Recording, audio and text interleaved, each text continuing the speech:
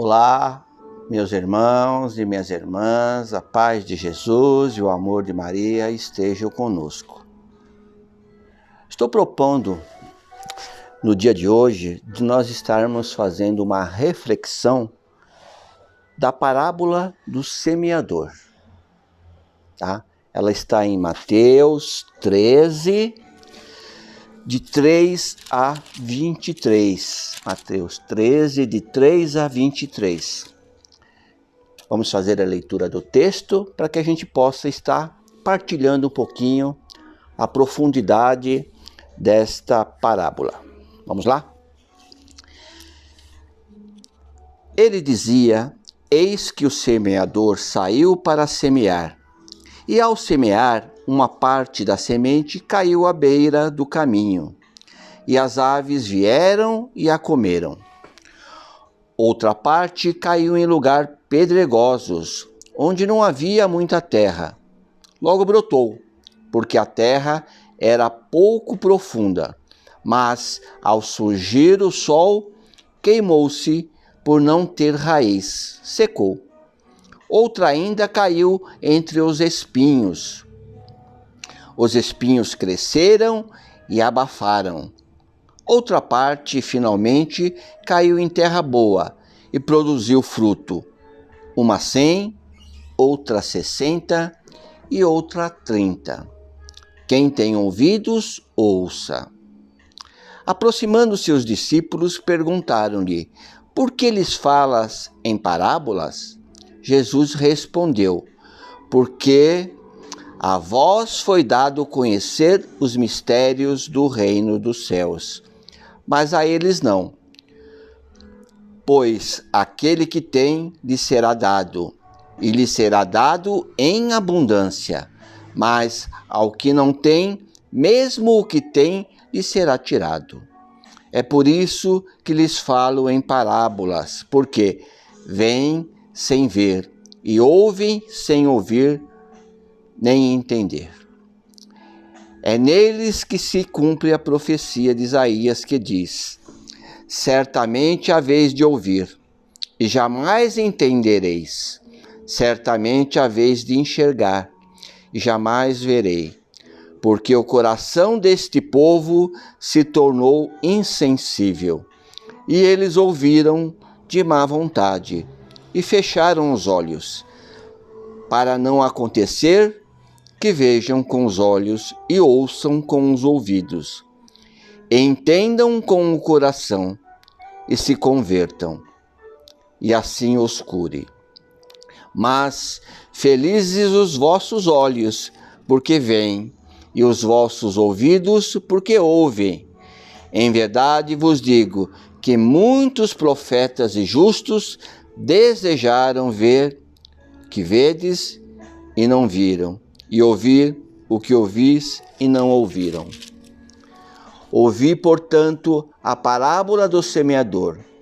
Alguém ouve a palavra do reino e não a entende. Vem o maligno e arrebata o que foi semeado no seu coração. Esse é o que foi semeado à beira do caminho.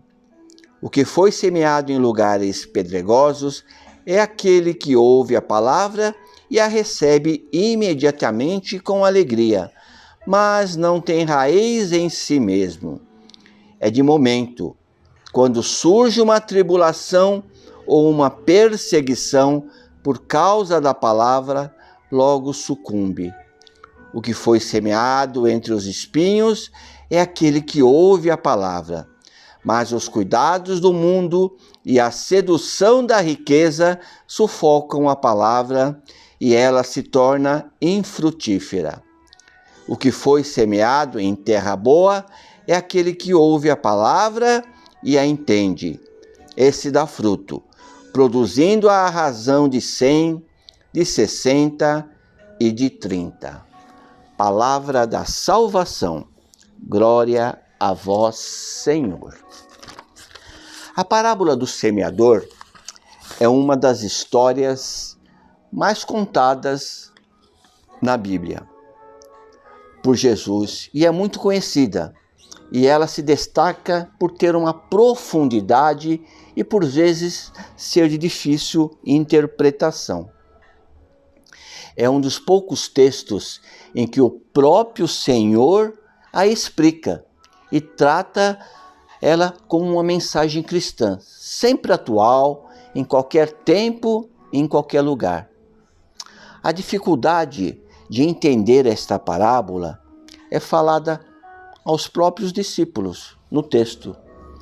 E Jesus revela algo surpreendente, quando dá a entender que somente os cristãos conseguem receber e compreender a mensagem. No próprio contexto da parábola do semeador, Jesus fala aos seus discípulos sobre a dificuldade de compreender esta parábola.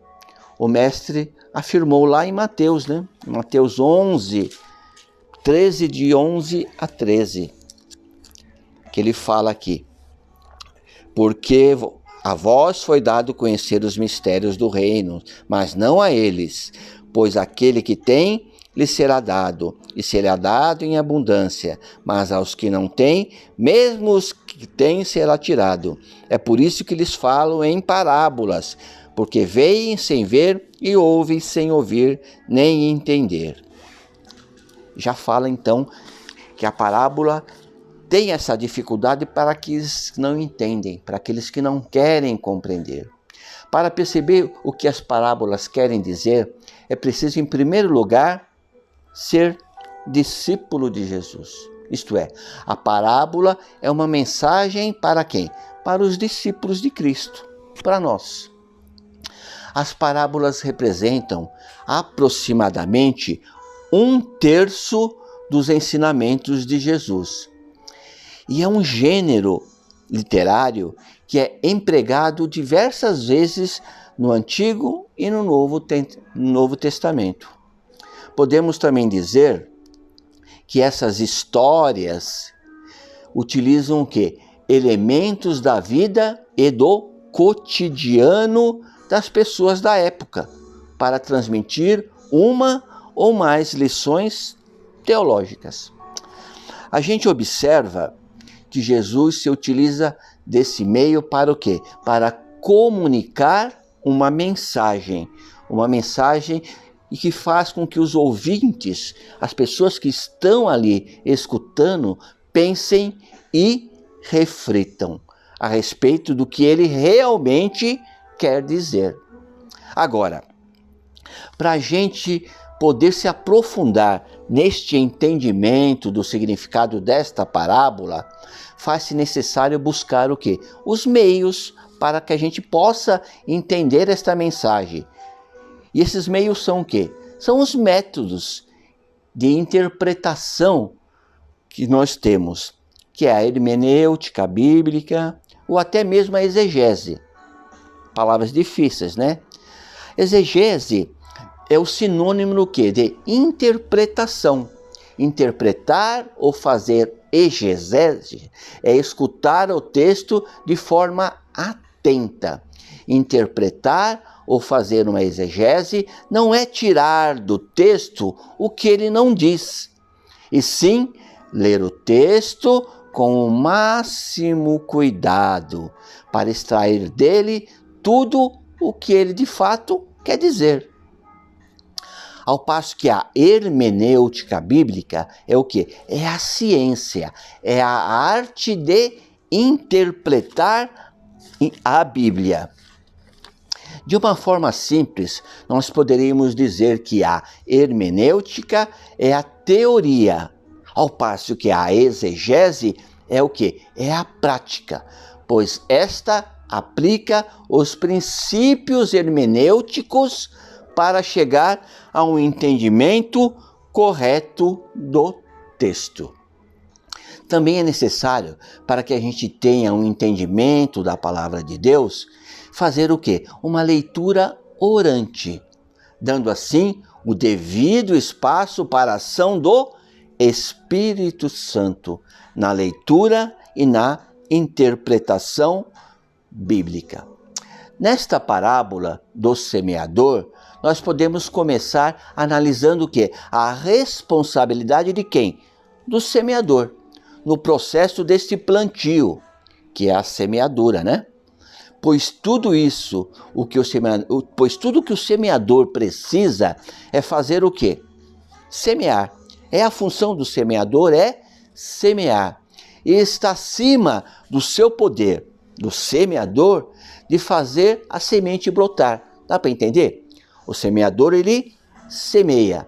Agora, se a semente vai brotar ou não, não faz parte daquilo que o semeador se propôs a fazer. Porque se todos os que testemunham, pregam e evangelizam os feitos de Jesus Cristo fossem responsáveis pelos efeitos do evangelho sobre o coração daquelas pessoas que receberam, seu compromisso seria, sem dúvida, triste e desanimador, não é verdade? Porque muitos acolhem a palavra ao passo que outros não. Por isso, cabe ao semeador semear. Pois o único objetivo e obrigação do semeador é semear, deixando que o Espírito Santo de Deus faça com que o solo fértil abra os milhares de ouvidos, as bocas, os corações, para o quê? Para absorver a semente e fazê-lo o quê? Frutificar. Nós somos responsáveis pela semente, mas não por aqueles que recebem essa semente. É necessário entender e ter consciência, como cristão que somos, para não quê? Para não desanimar. Deus nos chama a semear, mas tira do homem a carga pelo resto do trabalho, da produção e da colheita para o reino de Deus. Quando alguém semeia, a semente não pode e não deve esperar resultados imediatos. Nós jogamos a semente, mas não podemos esperar que os resultados venham de imediato. Pois sabemos que na natureza o crescimento nunca tem pressa, não é verdade? É bem devagar. Passa muito e muito tempo antes que uma semente se converta em uma bela árvore de carvalho. Mas ao passo que passa o tempo, né? Que muito e muito tempo antes que a semente germine no coração do homem. Mas uma coisa é certa, uma palavra que cai no coração de um homem, quando esse ainda era jovem, era menino, ela vai permanecer o quê?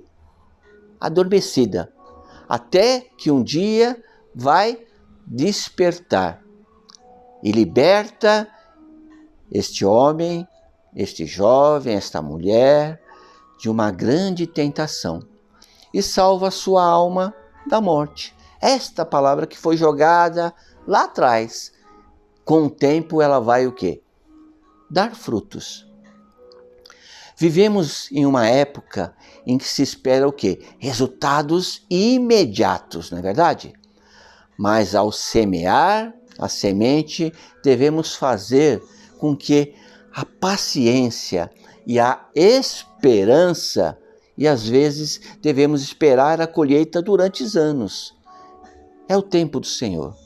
Temos que ter paciência e esperança em saber que um dia aquela semente vai frutificar. E o semeador saiu a semear. Não é isso que fala a palavra de Deus? O semeador saiu a semear.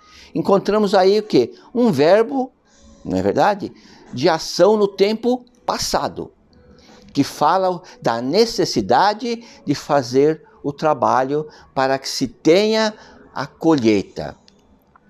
É o ato que? De lançar a semente na terra para depois realizar o que? A semeadura. Semear neste contexto desta parábola significa o quê? cooperar para o reino de Deus. Cada vez que nós semeamos a palavra do Senhor, nós estamos o quê?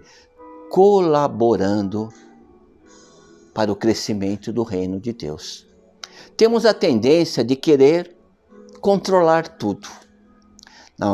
Na maioria das vezes, as coisas fogem ao nosso controle. O reino de Deus é uma delas. Não conseguimos mensurar os resultados do plantio.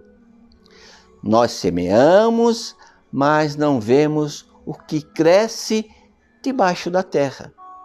Não sabemos quanto tempo vai levar para a semente que lançamos frutificar.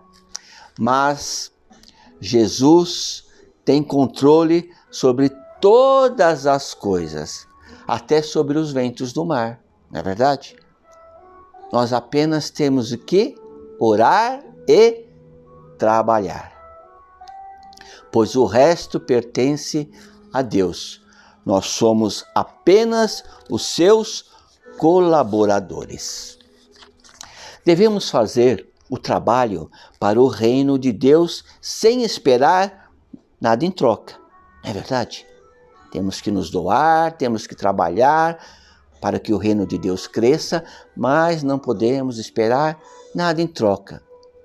Com um coração humilde, orante e santificado, nós temos que aguardar. É confiar plena e totalmente em Deus, que é o dono do campo, pois é para Ele que semeamos e é dele a colheita, pertence a Ele, não é verdade? Nós falamos do semeador. Agora gostaria de falar um pouquinho do solo. O solo, que nós vimos esses 4 tipos de solos, né? O primeiro solo é o solo o quê? À beira do caminho, que representa o quê? Os corações endurecidos. A palavra semeada na beira do caminho demonstra a superficialidade da fé, uma fé superficial, pois a semente não germinou ao cair no solo que se encontra duro. O solo à beira do caminho estava o quê? Endurecido. E a semente ao cair não germinou. A semente não pode penetrar e germinar, então ela é o quê? Ela fica ali sobre o solo duro, aí ela então vira o quê? Comida das aves, igual fala o texto. Os agentes do maligno. É Satanás, que está pronto para tirar a fé dos nossos corações, daqueles que não têm o cuidado de obedecer a palavra de Deus. A dureza do coração, a mente fechada e a falta de espiritualidade não deixa a palavra de Deus germinar. Não é verdade? Depois desse solo, nós temos o quê? O solo pedregoso, que representa os corações superficiais. A semente que cai em solo pedregoso não cria raízes. É como o coração duro, que não deixa se aprofundar na fé. Assim, o lugar pedregoso era onde havia apenas uma fina camada de terra. E abaixo desta camada era o quê? Era pedra dura e impenetrável. Há muitos desses corações pedregosos nas nossas igrejas. Que bênção seria, né, meus irmãos, se eles fossem todos profundos. Podemos denominar as pessoas que representam esse solo como aquelas pessoas que estão abarrotadas de coisas, que começam a fazer um monte de coisas e jamais terminam. As pessoas podem ser assim com a palavra de Deus. Quando a ouvem, possuem, podem sentir, né? Quando eles ouvem a palavra de Deus, eles sentem o quê? Uma emoção, chora, treme. Mas, meu irmão, ninguém pode viver somente de momentos de emoção. Nós temos que possuir uma fé inteligente. Talvez ainda podemos incluir neste solo as pessoas que cometem apostasia moral e até uma apostasia teológica. Depois desse solo nós temos o quê? O solo entre os espinhos, que significam os corações não consagrados a Deus. A semente que germina entre os espinhos é a mais próxima a frutificar para a colheita. Mas apesar das raízes já existirem, ela não consegue florescer e gera os frutos devido ao quê? Ela não consegue gerar frutos devido ao quê? Ao joio, aos espinhos que sufocam a boa planta que está ali. Assim vemos que as pessoas que vivem desta forma não são infrutíferas depois de receberem a palavra de Deus, mas a produção é fraca, pois a fé é fraca. Cristo não diz que os cristãos prósperos não produzem frutos, mas que não produzem com perfeição. Verdade? A semente que brota entre os espinhos representa o ouvinte que está preocupado, cujo coração já está cheio de cuidados e de interesses mundanos. Os espinhos já estão no solo, mas não são o quê? Visíveis no momento da semeadura. De fato, os cuidados do mundo já rondam as pessoas e ao entrar em conflito com a palavra de Deus semeada, estes não conseguem se libertar desses cuidados que eles têm com o mundo. E sufocam a palavra de Deus, que acaba não se tornando vida em plenitude, pela graça de Deus. São as pessoas afogadas em tais interesses, que deixam o quê? De priorizar o mais importante. E o que é mais importante? É Deus. Agora temos o quê?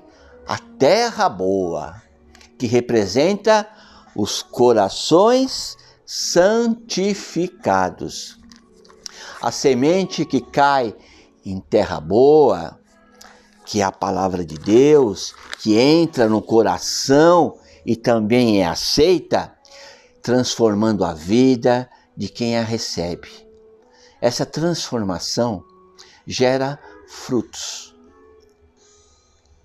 Para a glória de Deus, geram frutos, numa proporção de 30, de 60 e de 100.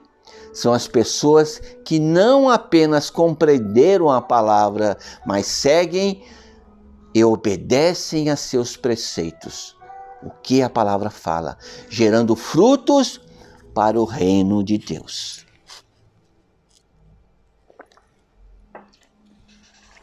Viver uma vida consagrada em Cristo não significa estar livre das provações e as tentações da vida. Mas, devido a isso, é necessário permanecer na fé verdadeira, para a semente se tornar a palavra A semente se tornar uma planta que produza frutos. Finalizando esta pequena reflexão sobre a parábola do semeador, nós poderíamos afirmar a respeito dos elementos que compõem esta parábola, que o campo é o quê? É toda a criação de Deus. O dono do campo é Deus.